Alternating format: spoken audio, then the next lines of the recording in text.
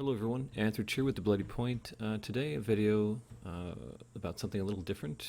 We are going to be discussing the harvesting boss, or the raid harvesting boss. These bosses exist in the game in a number of locations. So Crowfall, of course, is PvP focused, and in many ways it requires large groups to access and successfully carry out the endgame content, sieging, territory control, and so on. But there are some activities in game which do kind of fill the gap between solo activities and large scale activities. So one of those is the harvesting bosses. These bosses exist in specific locations, as you can see marked on the map there. They are bosses which are level 40. And when you kill these bosses, a number of things happen. So you get a harvesting buff, which will appear on the right where all the other buffs show. And this gives you an ability to get a bonus to harvesting Motherlodes. The area in which the bosses spawn, which you see here, also will contain and spawn Motherlodes of the different types. So ore, stone, wood, and skinning Motherlode. And these will spawn at a higher frequency, or respawn at a higher frequency than they do in the open world. So you can see there in the middle is the boss. This is the Griffin boss, and there are many types. These bosses are level 40, so they're quite difficult. They are, I guess, the equivalent of a raid boss in another game, something you would find in a dungeon. They're not as complex in terms of their AI or their attacks, nor in terms of what strategies you have to employ to defeat them, but it is an area of PvE content in the game that is not widely advertised or known about outside of the community playing the game. So you need a number of things if you are planning on taking on one of these bosses.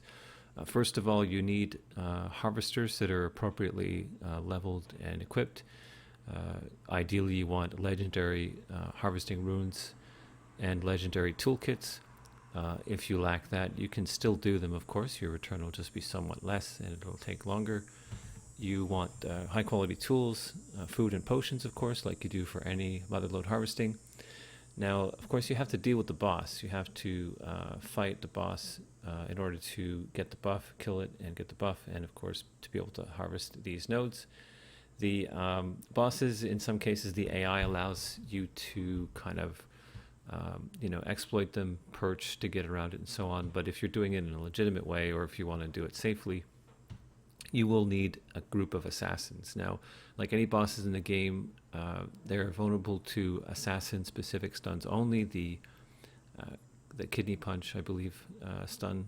The way you want to do this, if you can, is to have multiple assassins timing their stuns. So you need 3 to do this correctly.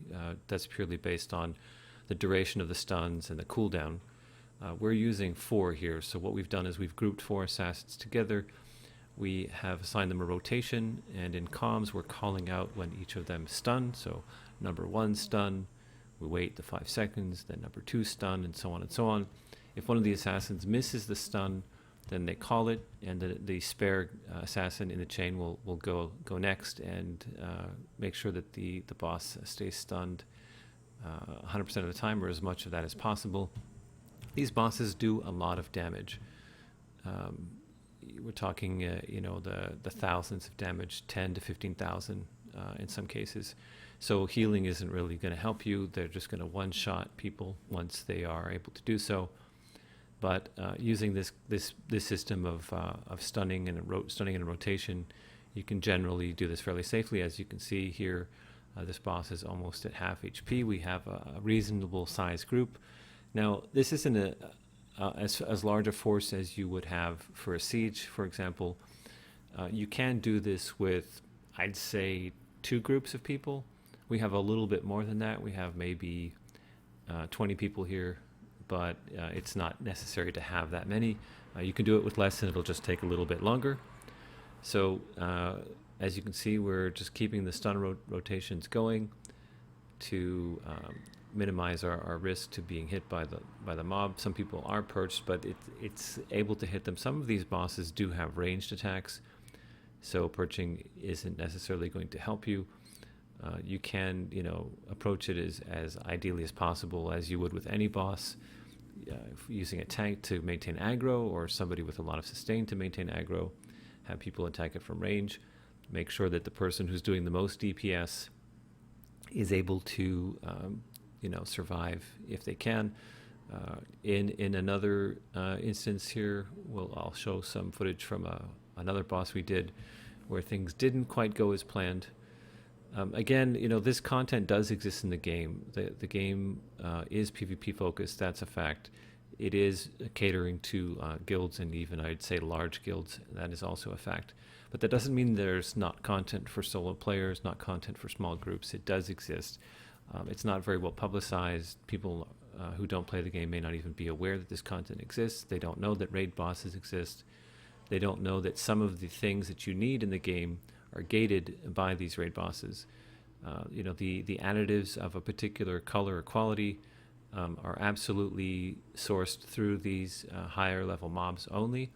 And these are only available in dregs in terms of the higher levels. So even regular mobs like wolves and so on, at high levels, they will drop particular quality items. So the body parts, for example, or the additives specifically, would be only sourced from those mobs. So purple and specifically legendary can only be gotten by those mobs.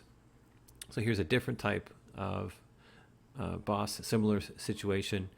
We, rotate our stuns, keep the stunned as much as possible, DPS it, and once killed, the buff will be applied, and you have 15 minutes to do the harvesting in this area. So the nodes will spawn in the corners, and you have to have a harvest team ready for each type that you plan to harvest, and you just rotate, go through those nodes as they pop.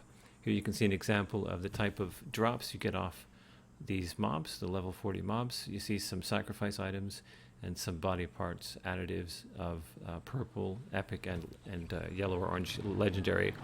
Here we're going to have an example of the quantity of stuff you can get. So we have a 4-man harvesting team focusing on mining here. You can see the results of a fully buffed legendary harvester. It's pretty good example of a way a smaller group can get a large amount of resources of high quality. So when you're crafting, you need resources of purple generally, or legendary once you're getting to the end game, and there aren't that many sources of that in quantity, and this is one of them. The other area of the game that not everybody knows about is the ability to factory copy items, and when you do that, when you're creating the copy, you don't need the specific resource type, you just need the quality. So say I use silver and copper to make a particular stat on an item, a template item. All I need is any material of the appropriate color. So, in this case, the harvesting bosses produce only iron nodes, but that's fine for making template copies. So here you can see an example, I've sped this up a bit, of the stun cycle failing. We ended up having someone miss, and then the boss killed a bunch of the assassins. Fortunately, it was low enough that the group was able to finish it off before getting wiped. So that's the harvesting raid bosses. I hope you enjoyed the video. I encourage everyone to do these. It's a fun break from combat. It's a good experience and a good source of resources. As always, thanks for watching.